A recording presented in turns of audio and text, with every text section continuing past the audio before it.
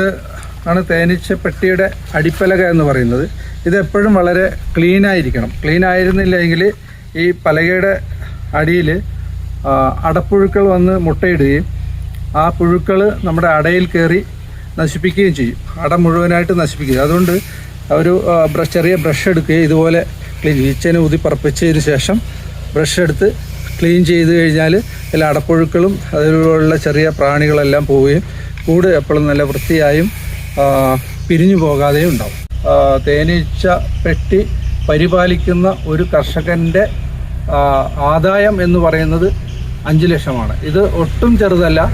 വലിയ മുതൽ മുടക്കില്ലാതെ വലിയ അധ്വാനമില്ലാതെ കർഷകന് എത്താൻ പറ്റുന്ന അല്ല ലഭ്യമാക്കാൻ പറ്റുന്ന ഏറ്റവും വലിയൊരു വരുമാനം തന്നെ.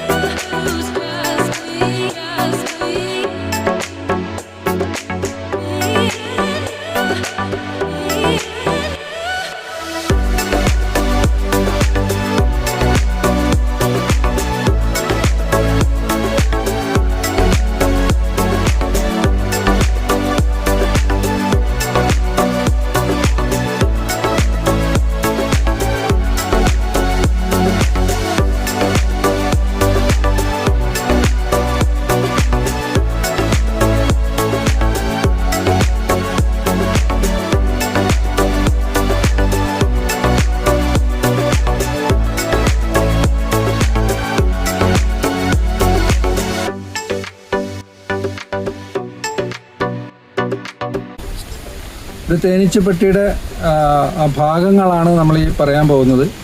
ഈ പ്രദേശം ഇതെന്ന് പറയുന്നത് തേനീച്ചപ്പെട്ടിയുടെ അടിപ്പലകയാണ്.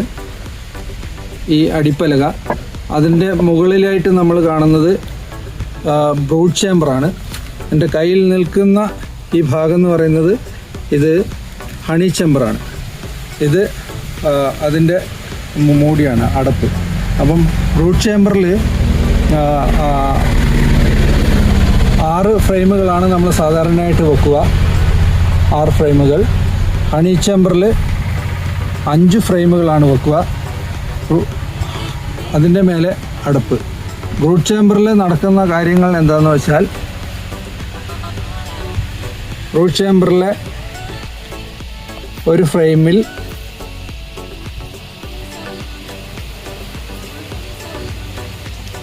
ഫ്രെയിമിൽ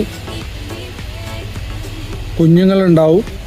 ആ അടയിൽ കുഞ്ഞുങ്ങളുണ്ടാവും, മുട്ടയുണ്ടാവും. അതുപോലെ തന്നെ സമാധി ആയിട്ടുള്ള സെൽസ് ഉണ്ടാവും. ഇതെല്ലാം കൂടി കലർന്ന്, അതായത് പൂമ്പൊടി ഉണ്ടാവും, അതിന് കഴിക്കാനുള്ള തേനുണ്ടാവും. ഇതെല്ലാം കൂടി കലർന്ന ഒരു അടയാണ് അല്ലെങ്കിൽ പാക്കാണ് ബ്രൂഡ് ചേമ്പറിലെ ഒരു ഫ്രെയിം എന്ന് പറയുന്നത്. തേനട ഹണി ചേമ്പറിൻ്റെ ഫ്രെയിമുകളൊക്കെ അഴിച്ചു മാറ്റിയാൽ അല്ലെങ്കിൽ അതൊക്കെ മാറ്റിക്കളഞ്ഞാൽ ഫീഡിങ് സമയത്ത് ഇങ്ങനെയാണ് ബോക്സ് കിടക്കുക. ചേമ്പറിലുള്ള ഒരു ഫ്രെയിം. ഈ ഫ്രെയിമാണ് നമ്മൾ ജനുവരി 10 കൂടി, വയനാട്ടിലെ ഒരു കൃഷി രീതിയാണ് ഞാൻ പറയുന്നത്. ജനുവരി 10 കൂടി നമ്മൾ ഈ ബ്രൂഡ് ചേമ്പറിലൊരു അടയെടുത്ത് അതിനെ ചെറിയ പീസുകളാക്കി ഈ അടിഭാഗത്ത് നമ്മളിങ്ങനെ കെട്ടിക്കൊടുക്കുകയും അത് ഹണി ചേമ്പറിലേക്ക് വെച്ചിട്ട് കഴിഞ്ഞാൽ ജനുവരി അവസാനത്തോടുകൂടി ഒരു ഫെബ്രുവരി ആദ്യത്തെ വീക്കോടുകൂടി നമുക്ക് തേൻ ലഭ്യമാവും.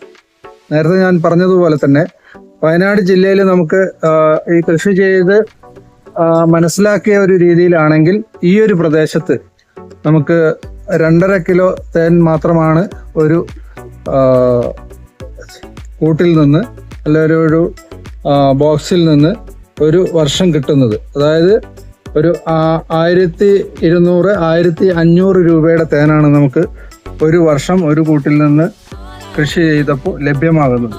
നമുക്ക് 8 മാസം നമുക്ക് ഈച്ചനെ വളർത്തുന്നതിന് വേണ്ടി ഒരു കൂടിന് 8 കിലോ തേനാണ് ആവശ്യം.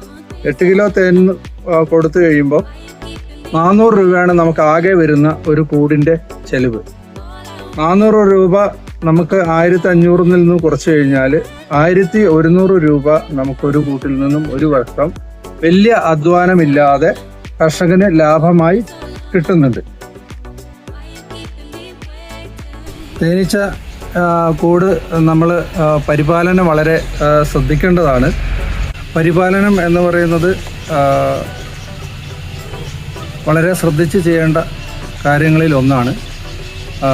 റിസ്ക് വളരെ കുറഞ്ഞ ഒരു കൃഷി തന്നെയാണ് നേരത്തെ പറഞ്ഞ പോലെ തേനീച്ച. ആൾക്കാരുടെ ഭീതി മൂലമാണ് കർഷകർ ഈ ഒരു കൃഷിയിലേക്ക് വരാൻ മടിക്കുന്നത്. ഏതായാലും ഇതിൻ്റെ ക്ഷാമകാല സമയത്ത് നമുക്ക് തേനീച്ച കൂട്ടിൽ അതിന് ഫീഡിങ് കൊടുക്കേണ്ടതായിട്ടുള്ള ആവശ്യമുണ്ട്. മെയ് ജൂൺ മാസങ്ങളിലാണ് നമുക്കിത് തുടങ്ങുക. ജൂൺ മാസങ്ങളിൽ തുടങ്ങിയാൽ ഡിസംബർ വരെ നമുക്കിതിന് ഫീഡിങ് കൊടുക്കേണ്ടതുണ്ട്. ആഴ്ചയിൽ ഒരു തവണ 7 ദിവസത്തിൽ ഒരു തവണയാണ് നമുക്ക് ഈ തേനീച്ചക്കൂട്ടിലേക്ക് തീറ്റ കൊടുക്കേണ്ടതായി വരിക. ഏകദേശം 250 ഗ്രാം സിറപ്പ് സൊല്യൂഷൻ, 200 ഗ്രാം പഞ്ചസാര 1:1 അനുപാതത്തിൽ വെള്ളവുമായി ചേർത്ത് കുഴമ്പ് രൂപത്തിലാക്കി ഒരു കൂട്ടിലേക്ക് ആഴ്ചയിൽ ഒരിക്കലും നൽകണം. അപ്പോൾ ഒരാഴ്ചയിൽ ഒരിക്കൽ കൊടുക്കും. 250 കൊടുക്കുമ്പോൾ ഒരു കൂടിന് നമുക്ക് ഒരു മാസത്തേക്ക് 1 കിലോ പഞ്ചസാരയുടെ അളവാണ് വരിക. ഇത്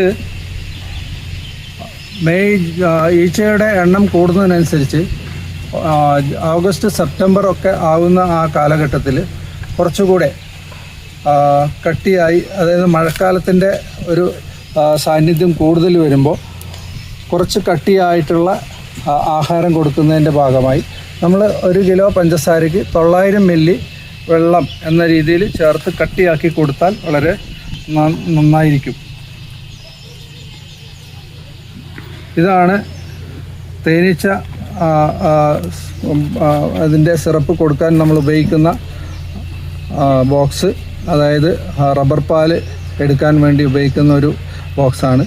ഇതിലേക്ക് ആണ് ഒഴിക്കുകയും ഇങ്ങനെയുള്ള ചെറിയ കമ്പുകളോ ഇല്ലെങ്കിൽ ജൂഡിയുടെ കഷ്ണങ്ങളോ ഇട്ട് കൊടുത്താൽ തേനീച്ച ഇതിൽ വീണ് ചാവാതെ നിലനിൽക്കും. ഇതിലേക്ക് വീണ് കഴിഞ്ഞാൽ ഇതിലൂടെ കയറി വന്ന് പുറത്തേക്ക് രക്ഷപ്പെടാൻ വേണ്ടിയിട്ടാണ് ഈ ഒരു കാര്യം ചെയ്തിട്ടുള്ളത്. ഇതിലേക്ക് ഫീഡ് ഒഴിച്ചതിന് ശേഷം ഈ കൂട്ടിലേക്ക് മെല്ലെ ഇങ്ങനെ പതിയെ വെച്ച് കൊടുക്കുകയാണ് ചെയ്യുക. താഴെയുള്ള ഈച്ചകൾ കയറി വന്ന് ഇതിലെ സിറപ്പ് കുടിച്ച് തിരിച്ചു പോകും. അപ്പോൾ ഒരാഴ്ചയിൽ ഒരു പ്രാവശ്യം മാത്രമാണ് നമ്മൾ ഫീഡ് കൊടുക്കുന്നുള്ളൂ.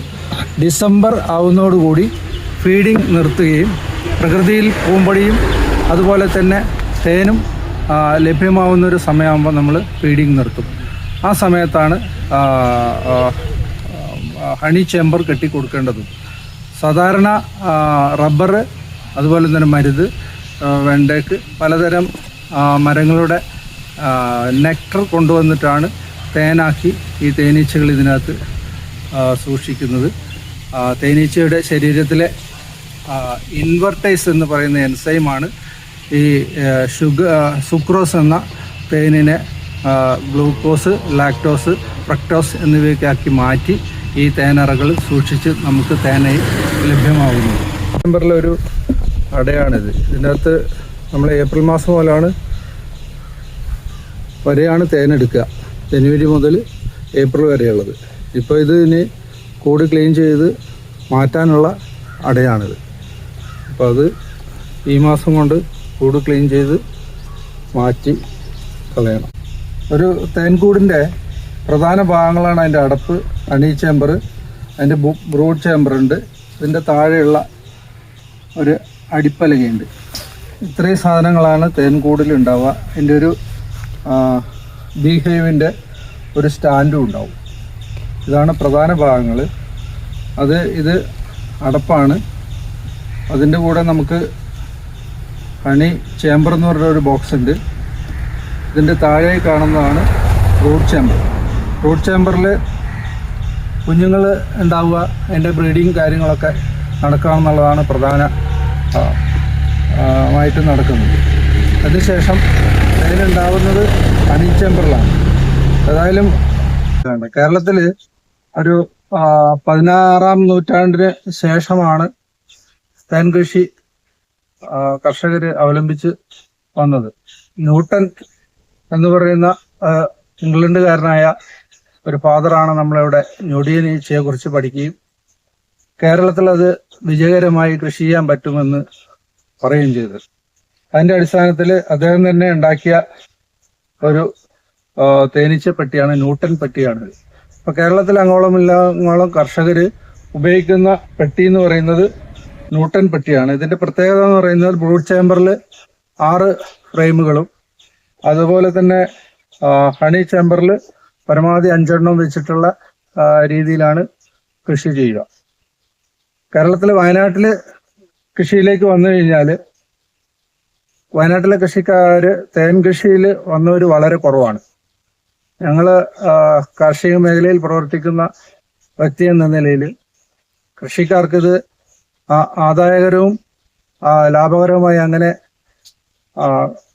കൃഷി ചെയ്യാമെന്നുള്ളതിനെ കുറിച്ച് പലതരത്തിലുള്ള ക്ലാസ്സുകളും ഡിപ്പാർട്ട്മെന്റ് സ്കീമുകളിലൂടെയൊക്കെ നൽകാറുണ്ട്. ഞാനിതിലേക്ക് വന്നത് തന്നെ 2012-13 കാലഘട്ടത്തിൽ ഡിപ്പാർട്ട്മെന്റ് നൽകിയ ഒരു ട്രെയിനിങ്ങിൽ ഈ തേനീച്ചയെ കുറിച്ച് പഠിക്കാനിടയായി, ക്ലാസ് അറ്റൻഡ് ചെയ്യാനിടയായി.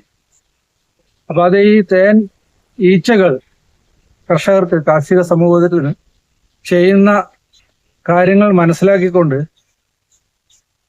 നമുക്ക് നേരിട്ടല്ലാതെ കൃഷിക്കാരെ എങ്ങനെ സഹായിക്കാൻ പറ്റും എന്നതിൻ്റെ അടിസ്ഥാനത്തിലാണ് ഞാൻ 2018 മുതൽ ഇങ്ങോട്ട് തേനീച്ച കൃഷി തുടങ്ങിയത്, തേന് വളർത്താൻ തുടങ്ങി.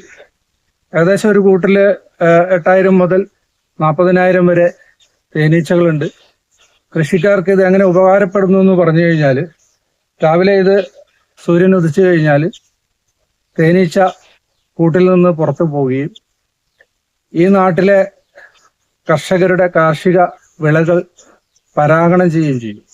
പരാഗണം നടന്നാൽ മാത്രമേ ഓരോ വിളകളിലും അതിൻ്റെ വിത്തോ കായ്കള്, ഗ്രെയിൻസ് അല്ലെങ്കിൽ പഴങ്ങൾ ഉണ്ടാവുകയുള്ളൂ. അപ്പൊ ഇതെല്ലാം പരാഗണം നടത്തണമെങ്കിൽ തേനീച്ച വളരെ പ്രാധാന്യം നടത്തുന്നുണ്ട്. അതായത് തേനീച്ച ഈ ഒരു കാര്യത്തിൽ ഏറ്റവും വലിയ പങ്കാണ് വഹിക്കുന്നത്. കാർഷിക മേഖലയിലെ 80% വരുന്ന വിളകൾ മുഴുവൻ പരാഗണം ചെയ്യുന്നത് ഈ തേനീച്ചകളാണ്. അപ്പൊ കർഷകന്റെ വരുമാനം കൂട്ടാനും കൃഷിയുടെ വിളവ് കൂട്ടാനും ഗുണനിലവാരമുള്ള വിത്തുകൾ ഉണ്ടാകാനും ഈ ഒരു തേനീച്ച കർഷകനെ നേരിട്ടില്ലാത്ത രീതിയിൽ വളരെ സഹായിക്കുന്നുണ്ട്. കൂടാതെ ഈ പരാഗണം നടന്നതിലൂടെ വിളകൾ, കാർഷിക മേഖല വിളവുണ്ടാകുന്നതിനോടുകൂടെ സമൂഹത്തിന്റെ ഫുഡ് സെക്യൂരിറ്റി ഉറപ്പുവരുത്തുക. ഫുഡ് ഫോർ ഫ്യൂച്ചർ ജനറേഷൻ എന്നുള്ളൊരു മുദ്രാവാക്യമാണ് ഇതിലൂടെ നമുക്ക് പ്രചരിപ്പിക്കാനുള്ളത്. ഈ ഒരു പരാഗണം നടന്നിട്ടില്ല എങ്കിൽ, അല്ലെങ്കിൽ കാർഷിക വിളകളിലൂടെ പരാഗണം നടന്നിട്ടില്ലെങ്കിൽ അടുത്ത തലമുറയുടെ ഒരു ഭക്ഷണം എന്നുള്ള രീതിയിൽ നമുക്ക് ഈ ലോകത്ത് അല്ലെങ്കിൽ ഈ രാജ്യത്ത് ഉണ്ടാവാൻ ഉള്ള സാധ്യത വളരെ കുറവാണ്. ഏകദേശം പറഞ്ഞതുപോലെ തന്നെ ഈ ഒരു ജീവി, ഈ ഒരു ഷഡ്പദം നമ്മുടെ ലോകത്തില്ല എങ്കിൽ 4 വർഷം കൊണ്ട് ഈ ലോകം തന്നെ നശിച്ചു പോകുന്ന ഒരു മഹാൻ പറയുകയുണ്ടായി. അപ്പൊ അത് ഈ കാർഷിക വിളകളുടെയും ഉൽപാദനത്തിന്റെയും ഫുഡ് ഫോർ ഫ്യൂച്ചർ ജനറേഷൻ എന്നുള്ള മൂല്യം ഉയർത്തിപ്പിടിക്കുന്നതിന് വേണ്ടി ഓരോ കർഷകരും അവരുടെ വീട്ടിൽ 2 തേനീച്ചക്കൂടെങ്കിലും സംരക്ഷിക്കേണ്ടത് വളരെ അത്യാവശ്യമാണ്. ഉദാഹരണം പറഞ്ഞാൽ തെങ്ങ്, കവുങ്ങ്, കാപ്പി, മറ്റ് അങ്ങനെയുള്ള വിളകളിലൊക്കെ, പ്രത്യേകിച്ച് കാപ്പിയിലൊക്കെ തേനീച്ച പരാഗണം നടത്തി കഴിഞ്ഞാൽ 20 മുതൽ 50% വരെ വിളവർധനവ് ഉണ്ടാവുമെന്നാണ് ഇതുവരെയുള്ള ഫലം നമ്മളെ മനസ്സിലാക്കുന്നത്, ഇതുവരെയുള്ള ഗവേഷണം നമ്മളെ മനസ്സിലാക്കി തരുന്നത്. അപ്പം ഓരോ ഇത് കൂടെ തേൻ വളർത്തലിലൂടെ എന്താണ് നമുക്ക് ആദായം എന്ന രീതിയിൽ ചോദിച്ചു കഴിഞ്ഞാൽ, ഒരു 250 തേനോ നല്ലോണം പഠിച്ച ഒരു കർഷകന് 250 തേനീച്ച പെട്ടികൾ വളർത്തി കഴിഞ്ഞാൽ കേരളത്തിൽ മുഴുവനായി നമുക്ക് പറയുന്നത് 15 മുതൽ 35 കിലോഗ്രാം വരെ തേൻ ലഭ്യമാവുന്നുണ്ട്. വയനാട്ടിൽ അതിന്റെ അളവ് വളരെ കുറച്ചാണെങ്കിലും വയനാട്ടിന് പുറത്തുള്ള ജില്ലകളിൽ റബ്ബർ കൂടുതലുള്ള പ്രധാന പ്രദേശങ്ങളിലൊക്കെ തന്നെ 15 കിലോ മുതൽ 30 കിലോ വരെ തേൻ, 35 കിലോ വരെ തേൻ ലഭ്യമാവുന്നതാണ്. അപ്പൊ നമ്മളൊരു 250 കൂട് വെച്ച 15 കിലോ മിനിമം ഏറ്റവും കുറവ് ഉൽപാദനം ലഭ്യമായി കഴിഞ്ഞാൽ നമുക്ക് 200 രൂപ 1 കിലോയ്ക്ക് ലഭ്യമായാൽ തന്നെ 3750 കിലോ തേൻ കിട്ടും. അതിന് 200 രൂപ വെച്ചാൽ 7.5 ലക്ഷമാണ് തേനിന്റെ വിലയായിട്ട് ലഭിക്കുക. നമുക്ക് ഒരു വർഷത്തെ ഈ 250 കൂടുകളുടെ ചിലവ് എല്ലാം കൂടെ കണക്കിയാൽ 2.5 ലക്ഷം വന്നാൽ തന്നെ ഒരു വർഷം 250 തേനീച്ച പെട്ടി പരിപാലിക്കുന്ന ഒരു കർഷകന്റെ ആദായം എന്ന് പറയുന്നത് 5 ലക്ഷമാണ്. ഇത് ഒട്ടും ചെറുതല്ല. വലിയ മുതൽ മുടക്കില്ലാതെ, വലിയ അധ്വാനമില്ലാതെ കർഷകന് എത്താൻ പറ്റുന്ന, അല്ല ലഭ്യമാക്കാൻ പറ്റുന്ന ഏറ്റവും വലിയൊരു വരുമാനം തന്നെ. കൂടാതെ ഞാൻ നേരത്തെ പറഞ്ഞതുപോലെ സമൂഹത്തിന് നമ്മൾ നേരിട്ടല്ലാതെ ചെയ്യാൻ കഴിയുന്ന വലിയൊരു സഹായമാണ്, ഫ്യൂച്ചർ ജനറേഷന് ചെയ്യാൻ കഴിയുന്ന വലിയൊരു സഹായമാണ് ഈ തേനീച്ച കൃഷിയിലൂടെ നമുക്ക് കർഷകർക്കും സമൂഹത്തിനും കൊടുക്കാൻ പറ്റുന്ന ഒരു മെസ്സേജ്. ഫാസ്റ്റായിട്ട് മൂവ് ചെയ്യാൻ നമ്മളെ കടിക്കും. ഇതെല്ലാം അതിൻ്റെ ഉള്ളിലേക്ക് പോയിക്കോളൂ അല്ലേ? എല്ലാം പോയിക്കോളൂ. കുടഞ്ഞാൽ കടിക്കും. കുടയിൽ ഒന്നും ചെയ്യണ്ട, വെച്ചാൽ മതി. അതിലേക്ക് കയറി ഇതിലെ അവരുടെ സർവീസ് അതിലെയാ. ഇവിടെ ഒരു ഹോളുണ്ട് കേട്ടോ, ഈ ഹോളിലൂടെ അടിച്ചോ. അങ്ങനെ കുടയരുത്, അത് വലിച്ചു കളഞ്ഞാൽ